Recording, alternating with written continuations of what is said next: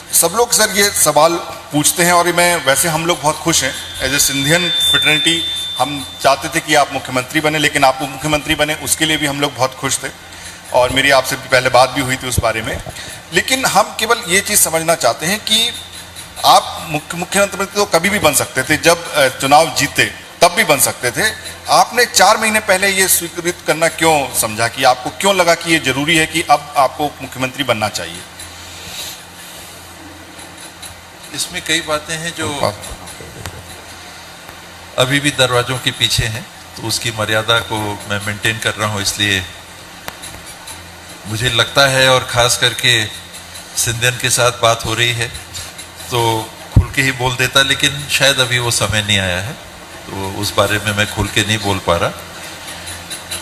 मैंने इस बात को पहले भी कई बार रखा कि चुनाव जब हुआ उस समय भी, जब भी मैं प्रचार में जाता था तो मैं यही कहता था कि 2008 में पहली बार यहाँ से चुनाव लड़ने का मौका मिला, तो एक विधायक के रूप में काम करने की बात मन में थी। लोगों ने मौका दिया, बहुत कम वोट के अंतर से जीत पाया था, 1000 से कम वोट के अंतर से जीत पाया था। और 5 साल बीते विपक्ष में। अगले 5 साल था कि हाँ, काम करने में भी ठीक लगा, 5 साल और अगर आप मौका देंगे मैं काम करना चाहूँगा। फिर चुनाव हुआ, तुलनात्मक अच्छे मत से मतदाताओं ने जिताया, नेता प्रतिपक्ष के रूप में काम करने का मौका मिला, और जो मैंने पहले सोचा नहीं था, मेरा वो कभी टारगेट नहीं था। अब मैं आपके सवाल की तरफ ही आ रहा हूँ स्टेप बाय स्टेप। वो परिस्थिति ऐसी बनी कि चुनाव में जितने सीनियर्स थे लगभग सब हार गए थे। मैं सेकेंड टर्म का था और एक दिन आरसी सिंहदेव साहब, कोरिया अंकल हम लोग उनको बोलते थे, डैडी के क्लास फेलो भी थे, उनके साथ रमन सिंह जी के यहाँ गए थे। तो उन्होंने बात बात में कहा भी कि ये शायद ही हिंदुस्तान में ऐसा हुआ होगा कि, हालांकि फर्स्ट टर्मर भी कुछ बने हैं सीनियर, कि सेकेंड टर्म में किसी को नेता प्रतिपक्ष के रूप में काम करने का मौका मिला। तो मुझे वो गौरव पार्टी ने दिया, नेता प्रतिपक्ष के रूप में काम किया। 18 का चुनाव आया तो नेता प्रतिपक्ष के रूप में पूरे प्रदेश में दौरा करने का मौका मिला, घोषणा पत्र बनाने का मौका मिला। सरगुजा में भी आपने कहा कि अच्छे परिणाम आए, बल्कि उस समय एक ही संभाग था जिसमें 100% रिजल्ट आया। हम लोग उसको देख नहीं रहे थे, मान नहीं रहे थे, समझ नहीं रहे थे कि इतनी सीटें आएंगी, लेकिन लोगों ने दे दी। चुनाव प्रचार में मैं यही कहता था कि विधायक के रूप में आपने काम कराया, नेता प्रतिपक्ष बनने का आप लोगों ने मौका दिया, अब विपक्ष में रहने का मन नहीं है, सत्ता आएगी, मंत्री के रूप में काम करना चाहूँगा, आपसे मदद मांगने के लिए आया हूँ, मदद करिएगा। और उस समय से ही जैसा होता है कि अब बुढ़ारा है, ये पक रहा है, मैच्योर हो रहा है। पहले विधायक था, नेता प्रतिपक्ष बना, आगे भी जा सकता है। तो मुख्यमंत्री की बात क्षेत्र में चल जाती है। आपस में हम लोग बात किया करते थे, भूपेश भाई, चरणदास महंत जी, रविंद्र चौबे जी, ताम्रध्वज साहू जी, सत्यनारायण शर्मा जी, हम लोग बैठते थे स्ट्रेटेजी के लिए, तो बात करते थे कि ऐसी बातें अलग अलग क्षेत्र से आएंगी, उससे हमको किसी को विचलित नहीं होना चाहिए, चलने दीजिए, अलग अलग क्षेत्र में उसका लाभ ही मिलेगा। कौन बनेगा मुख्यमंत्री ये तो हाईकमांड तय करता है। हम लोग को उसके चलते आपस में कोई भी तालमेल की कमी नहीं आने देनी। चुनाव हुआ, एक ऐसा बहुमत मिला जिसकी मुझे तो कल्पना नहीं थी, 68 आउट ऑफ 90, मैं नहीं सोचता था 52 प्लस शायद 60 तक चले जाएं, लेकिन 68।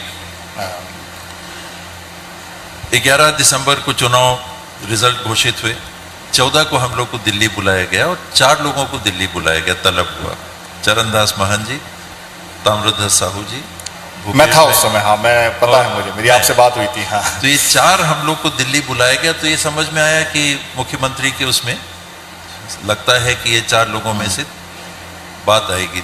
मैंने लॉबिंग कभी नहीं की थी मुख्यमंत्री के लिए, नेता प्रतिपक्ष के लिए भूपेश भाई से बात करके की थी, और भी लीडर से मिले, कई लीडर से मिले, लेकिन मुख्यमंत्री के लिए मैंने लॉबिंग की नहीं थी, मौका ही नहीं था। 11 को रिजल्ट आया, क्या होगा क्या नहीं, मुख्यमंत्री के लिए तो कोई बात ही किसी से नहीं हुई थी। वहां जब 4 लोगों को बुलाया गया और अंत में जब भूपेश भाई का अनाउंस हुआ कि ये 16 तारीख को अनाउंस हो गया कि मुख्यमंत्री भूपेश बघेल रहेंगे और 17 तारीख को शपथ होगी। राहुल जी राजस्थान भी गए, मध्य प्रदेश भी गए, छत्तीसगढ़ भी आए। एक ही दिन तीनों जगह की सरकार की उनने शपथ में उपस्थिति दी। जैसे ही 16 तारीख को रिजल्ट आया, कुछ टीवी चैनल्स में ये आने लगा कि 2.5 साल का बाद। कभी कहा ना हाईकमांड ने या किसी सीनियर कांग्रेस पर्सन ने कहा, लेकिन मीडिया में जो ये बात आई वो चलती रही। 2.5 साल, 2.5 साल, 2.5 साल, 2.5 साल आया। बहुत दबाव, अपने साथियों से दबाव, रोज फोन, 50, 100, 200 फोन, कब हो रहा है, अब तो हो रहा है, क्या होगा। मैं कहा कि नहीं, वो कुछ ऐसी बात नहीं है, अभी जानकारी नहीं है, हाईकमांड के ऊपर है, देखिए उन लोग क्या करेंगे, जैसा निर्णय करेंगे अपने को उस हिसाब से चलना है, रहना है। वो होते होते जब पंचायत विभाग मैंने छोड़ा, उस समय भी कुछ परिस्थितियां आई थी और उस समय भी कहीं कहीं ये बात होने लगी कि इनको कुछ पंचायत ने छोड़ा है, दूसरे विभाग की बात आएगी, हो सकता है कि उप मुख्यमंत्री की बात आए। तो कहीं चर्चा भी हुई थी, तो मैंने उस समय भी क्लियर कहा था कि उप मुख्यमंत्री वाली बात नहीं है। मेरे को कोई समझौता बतौर मेरे को कोई पद नहीं चाहिए या मेरे को कोई डिपार्टमेंट नहीं चाहिए। ये बात है मीडिया में जो चल रही है, बार बार उसका मेरे ऊपर भी बहुत दबाव है, स्वाभाविक है, भूपेश भाई के ऊपर भी बहुत दबाव होगा। मीडिया उनसे भी पूछता है कि कब हो रहा है 2.5 साल, आगे क्या हो। वो भी यही बोलते थे कि हाईकमांड के ऊपर है, जिस दिन बोलेंगे मैं छोड़ दूंगा।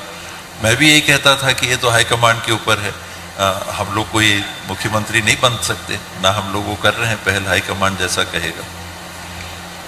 तो इन सब बातों को लेके मैंने उस समय भी कहा था कि कोई उप मुख्यमंत्री वाली बात नहीं है।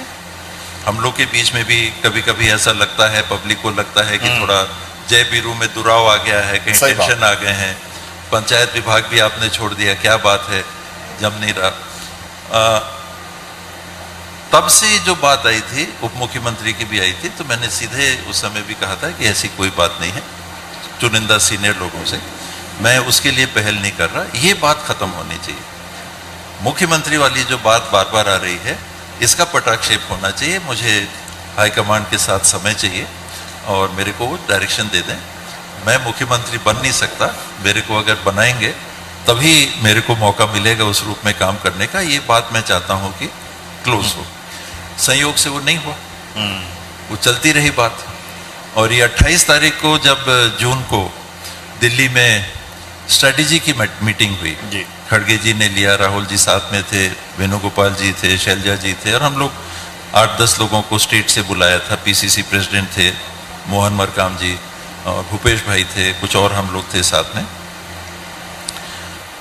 वहां उस दिन 28 तारीख को जो भी घटनाक्रम हुआ, वो इस दिशा में बात को ले गया कि उप मुख्यमंत्री की घोषणा उस दिन हुई। ओके। तो ये उसका बैकग्राउंड है।